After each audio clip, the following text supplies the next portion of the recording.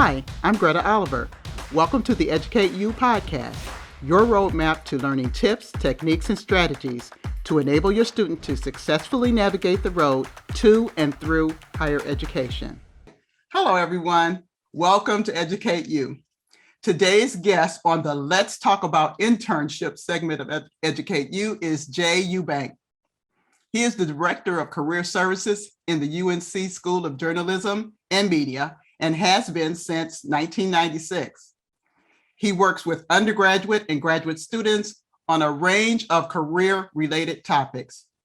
He also works closely with current students and also with graduating students. He works with current students to obtain an internship opportunity and graduate students on obtaining entry-level jobs. So today he's going to speak to us about the internship process, why it's so beneficial to students, and why students should take advantage of it. Please join me in welcoming Jay Eubank to EducateU. Thank you very much. Oh, you are absolutely welcome. This has been kind of a crazy start, but we're going to be fine. It's really me. It's all me. But because internships are so important to students, and because they really should take advantage of the opportunity as part of their education, their learning experience, what can you tell us about the benefits of internships for students today? At its core, having an internship, or if you put it plural, internships, is going to make a student far more competitive and likely to get a good first job when they graduate. Most fields, I can speak obviously from journalism and media and advertising and public relations, but it's not just those fields. Most fields greatly appreciate the fact that you're going to a 4-year school or a 2-year school, getting a degree and all that means, but you really have to have some way of showing them that you can do the kind of work that those employers do. So I think at the core, it's really about being competitive to get a job. There is another benefit that sometimes students don't see, and that is confirming or maybe even leading a change of mind about what that student is studying. I have students sometimes that say, oh, it was just not the right experience. I didn't like it as much, so it wasn't a good internship. No, right. It can be a great experience if it was not a great experience. Absolutely. That, it should ideally give you a sense of obviously what the work world in that field is like, and give you a sense that I'm on the right path, or maybe I need to pivot and maybe think about something adjacent or something completely different. Absolutely. I see that a lot too. I know when I was working at colleges, sometimes people would get all the way to like the senior year or junior year, and they would just be befuddled because whatever they thought they were doing, it doesn't create passion in them. They're not interested in it. Or if, like you said, they took advantage of an internship and it just didn't go well, and they just found themselves, oh my God, I can't do this for the rest of my life, even though nobody ever does that anymore. But like you said, it can be a real learning experience about what you don't want to do.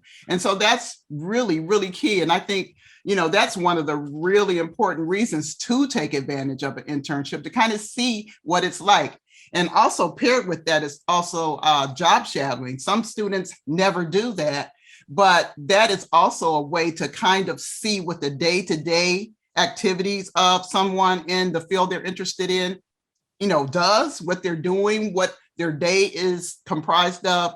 And sometimes that can also help them make a decision as to whether they want to stay with that particular major, or if they want to, like you say, pivot or do something completely different. And then sometimes you get, and sometimes you get just some, I guess, a little bit of a nuance that maybe I thought I wanted to work for this kind of employer doing a specific kind of work that I've been studying towards. And I see that kind of employer is not the right one, but I still am going to stay with what I've been focused on. I just need to find the other possibilities for employers. I see that, for example, sometimes with public relations students or marketing students that think they want to work in-house for a specific brand or company. So I'm working for Coca-Cola, and that I thought that would be the end-all be-all, but it's maybe not. I like the work, but it's the atmosphere sometimes is not the right one. So maybe I think about working in a public relations or marketing agency where it's more of a creative feel to the whole process. And so that's another really strong benefit I see in internships. Right. That makes perfect sense because it's really all about fit anyway. It's about fit. And we talked about this all the time.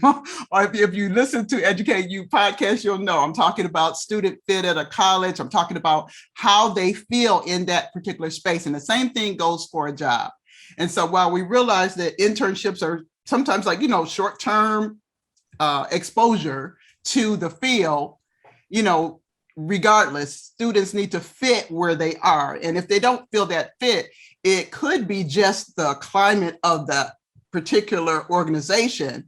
And maybe they just need to explore, like you said, maybe go somewhere else that has the same benefits, the same issues, the same, whatever they study, something that has the same focus, but just another company, because you still need that. And that's so important in college and on the job to really feel comfortable where you are. And so this is a great experience for students to take advantage of. And so for the students in your school, are they required to do internships, or can it be, they're just volunteering and getting, internship credit? How does that work? So in our school, it's not required that you get an internship. Now, there are other parts of the University of North Carolina that may require, or other universities or schools that there is a requirement, but there's not a requirement within the School of Journalism and Media. But I always tell students that while there's not a requirement, there is a requirement really, because for most of the fields that our students are going to try to enter, they do need to show that they have some practical experience that is ideally outside of the classroom. And so it kind of becomes a de facto kind of requirement or an unsaid requirement. I think most of our students do at least one internship along the way. Most do more than one. It's really a combo. Sometimes some internships are paid, some are unpaid. I think the pendulum has swung, and I'm super glad about this, towards paid internships. The more businesses can offer paid internships, the more wide ranging pool they'll have to draw from, and it doesn't leave anybody out. That would be a great intern because they don't have the financial means to work for free. There are also, I come at it with our students, and I think it applies just broadly, that you have to think of experience as kind of three buckets of things. So I have internships, which is the one we all think about. And those are typically a little bit longer. It's a semester long or 2 semesters or a summer long. That's obviously one of the kind of buckets that's important experience-wise. Another bucket can be just working for a student organization on whatever campus you're at, where maybe I can gain some practical skills, even if it's just being a super good organizer and knowing how to promote something or run something or handle a budget of some kind, and maybe using social media. So kind of student organizations are a second bucket.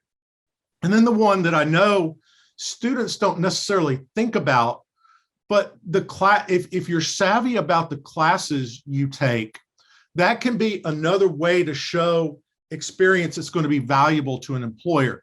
So obviously within the journalism and media school, we have lots of skills kind of oriented classes.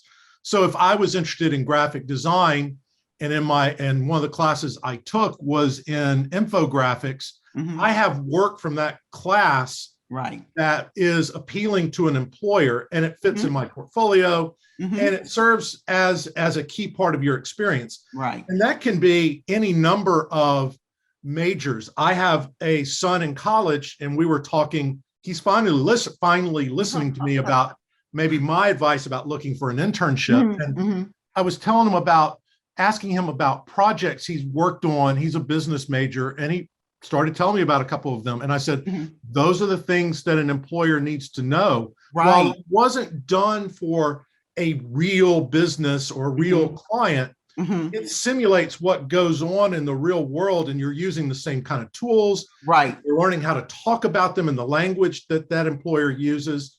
So that's the other third kind of experience that I want students to think about. That is great. That's great advice. And all students would, be very, very smart. That's what they're in school to learn, to, heed your advice about what they should be doing, because all of those things prepare them, and they can actually put those things on their resume. They can have those pieces that they worked on in any course in their portfolio. And if they're actually doing an internship, they can have that experience to put on their resume as well. And that does help, which leads to the other thing that you do as far as helping students, gain employment once they are graduating. So that's just a perfect scenario for anybody to be thinking about, in all honesty. So do you have any other tips for students that are in college, thinking about college, as far as internships, or really any general information that you could provide? Oh, I have lots of tips that usually are flowing in my head. What did I do? I think the most important thing, and this doesn't come easy to all students, so I want students to not be afraid to look for professors, look for people that work in the fields that they're interested in, or current students that are maybe a little bit ahead of them. Maybe I'm a junior and they're a senior, but just not be afraid to seek out people that you can have what I consider an informational conversation. Right. Because you may have some ideas about what that profession is about or that job is about, but there's no better person to learn from than somebody that's actually doing it or has done it in the case of an internship. So a huge part of, I feel, my job is to really encourage students to build that comfort level to reach out to somebody they don't necessarily know, but maybe there's a connection. They went to the same university, they studied the same thing.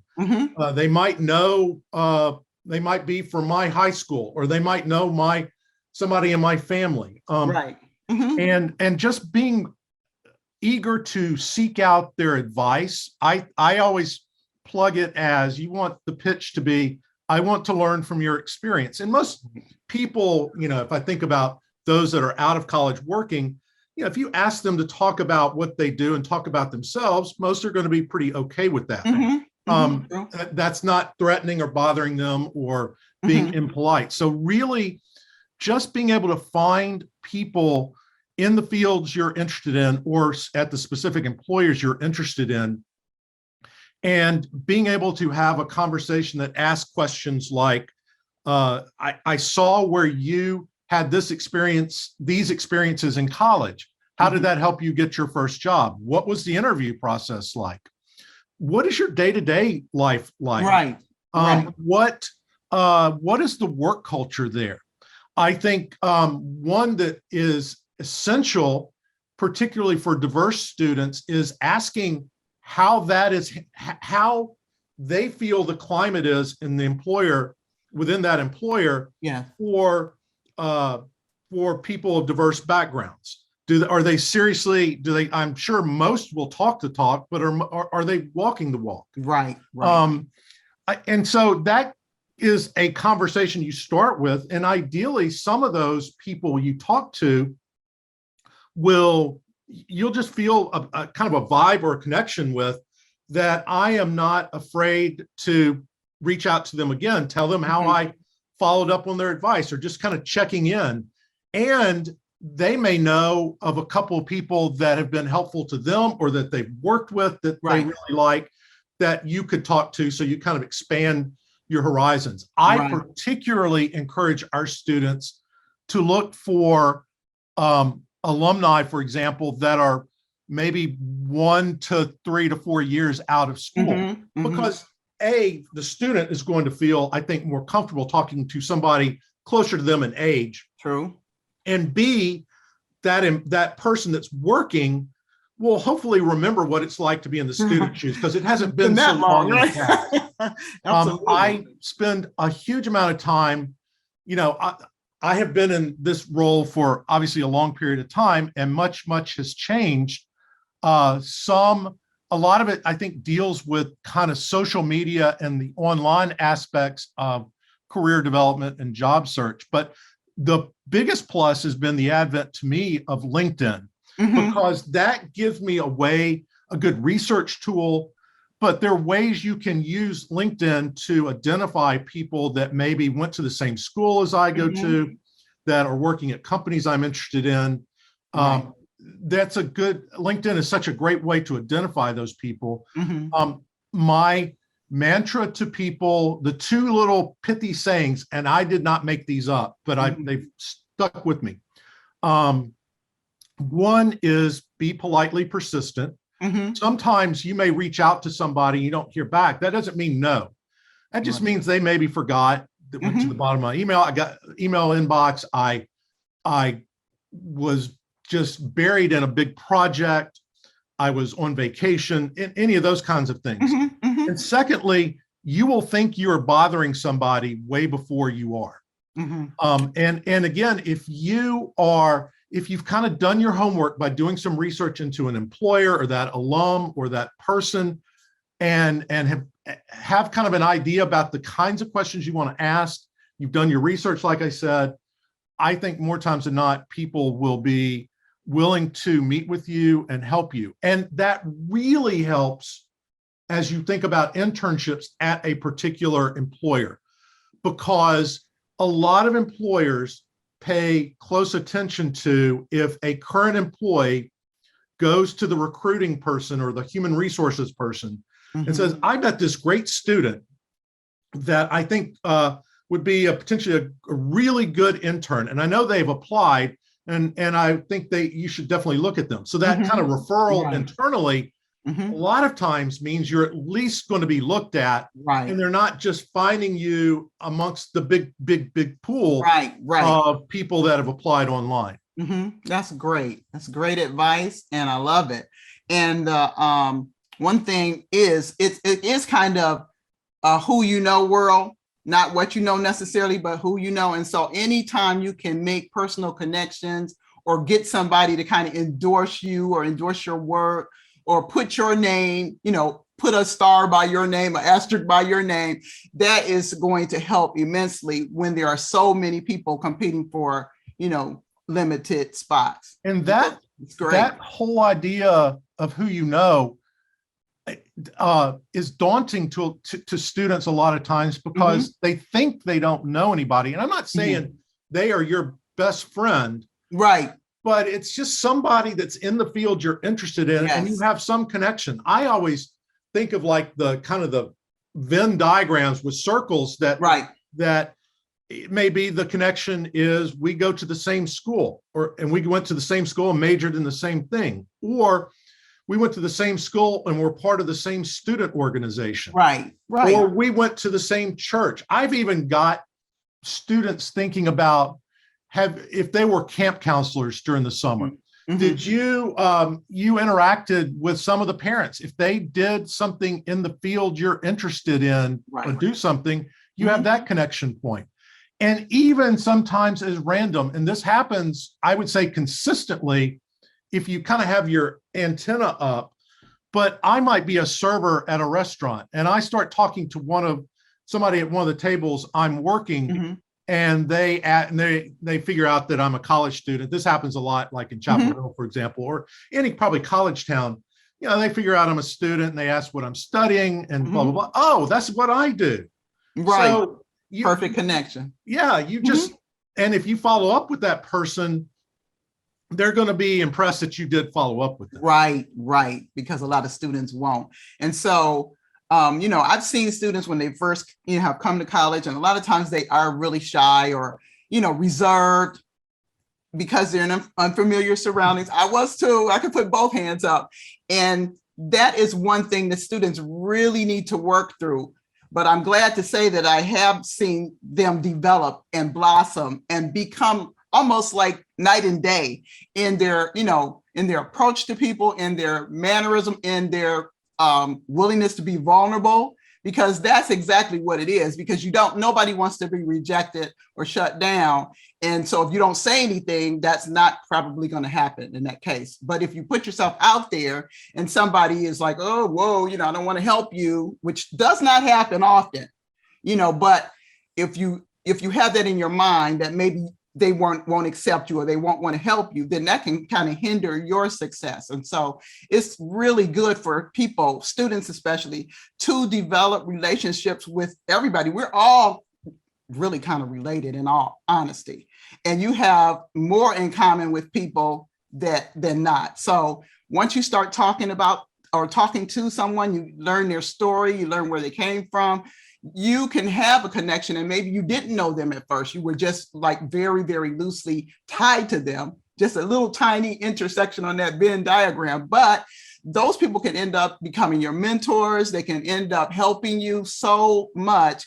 And it's an easy thing to do. Just realize that if you don't say anything, your answer is a no. But if you do, there's a very, very good chance that they will help you. They will listen to you. And if they can't help you, they'll often steer you to somebody who can. And so that's really something. One of the things, it relates to this, that the advent of the internet and how that impacts looking for an internship or looking for a job. The downside, I think, in a way, is it encourages being a volume applicant, because so many things I can find online, either at a specific employer or using a platform like Handshake or LinkedIn or Simplicity, that has all these opportunities. So I'm just going to keep applying and applying and applying. There's nothing inherently wrong with that, or I would not hugely discourage it, but I think that just encourages kind of a sugar high in a way of I've done something, but it's easy to get lost in the numbers that way. So I just really, really want our students to be intentional about thinking about employers, specific employers they're interested in, and definitely thinking about people that they can talk to, so that they're not just hitting the send button on an application and hoping it all works out. Right. And also that personal interaction, as you said, that goes a long way. And in fact, that can distinguish someone from someone else. I always think too, is it gets you, if I'm writing I don't need to write a super long email asking for somebody to meet with me, but it gets you thinking about how to write professionally and write clearly and kind of conversationally and straightforward. That's going to be a great skill if you can start building that now, for like an engineering student or a comp science student, that they don't think that the written word or the communication aspect is necessarily a key part of their job. Absolutely. And it might not be a huge part, but you will separate yourself out if you can write clearly and make a request or tell somebody how you followed up with them. Just those kind of straightforward communications that are definitely longer than a text and not as long as like an essay or anything like that. Yes, I certainly agree with that. So the last question that I want to ask you is there a best time, or have you noticed, based on your experience, for students to begin looking and taking advantage of internships? What kind of year, would you think would be the best? Yeah, so it varies by, I think, profession or field, but this is how I would be thinking about it, is try to be thinking maybe 6 months in advance. It may not be you're going to be doing an internship this summer, but be thinking already now about the fall, or be thinking in advance, again, about the kinds of employers that you're interested in, and having those kind of career conversations. I think there are a large number of internships, particularly in computer science, the business, in business, like with investment banking or accounting or consulting. There a large number of those internships. The prime season for recruiters is going to be the fall or the next summer. Or the coming summer. So there, like I said, you want to know kind of what you're wanting to do, at least in a little bit of specificity, have your resume together, your LinkedIn profile together, so that you're really ready to go. There are also a number of employers that, if we're thinking about the summer, that will maybe just wait till the spring before that summer. It just varies by field. I think for fall and spring internships, there's probably not, those typically are in, like in our case, in the Chapel Hill, Raleigh, Durham area. Those may be looking a month in advance, a couple months in advance of when somebody wants to start, when the employer wants somebody to start. But just trying to be ahead of the game a little bit so you're not being totally reactive. But I think you really need to recognize that when I come back to school, for instance, in the fall, that could be, applications already open for some employers. They're going to make a decision by October. So it's not like I can ease on into things. The other thing to really keep in mind, and this is, I'm learning more about this, and I think it's going to be something that will stay with us, is they're termed micro internships. So they're ways to work with an employer, not necessarily in an internship that lasts 3 or 4 months, but more maybe on a project basis. And so a lot of career centers are working, particularly at the overall university level, are working to identify those kinds of opportunities and kind of facilitate those. And that can give you kind of an entry point to then maybe be considered for that full-time internship.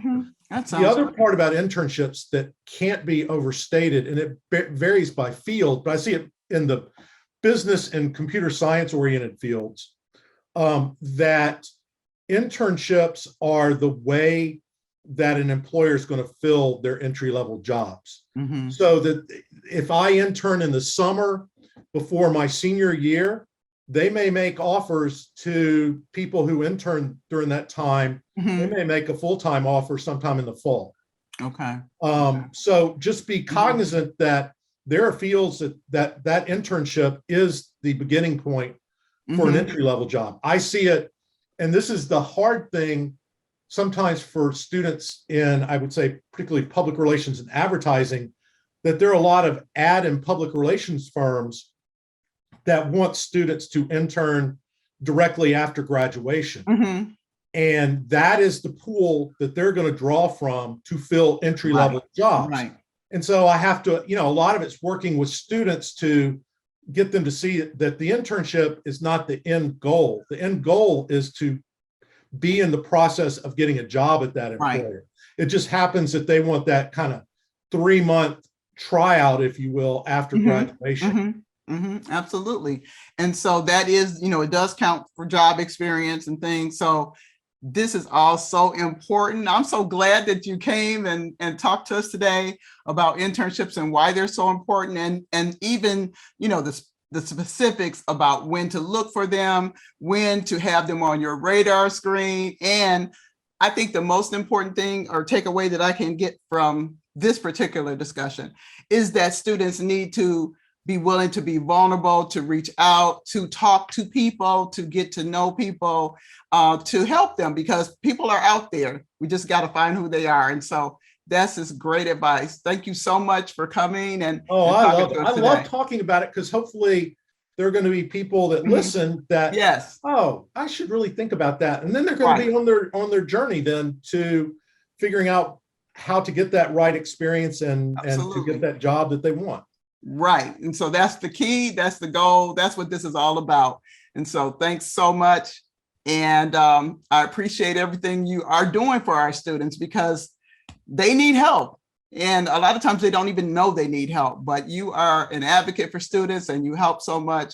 And I know it's just a rewarding feeling when you see, you know, the benefits of what your efforts have been with students. And so hang in there, keep doing what you're doing.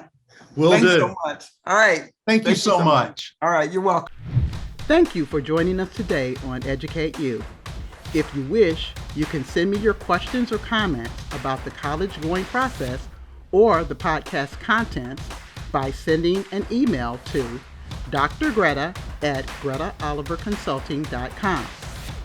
Also, beginning each week after the podcast airs, check for a companion blog on my website's blog page at GretaOliverConsulting.com.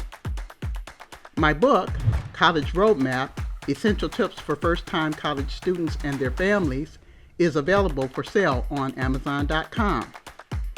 Join us next week for another tip or strategy to make the road to higher education easier for your student.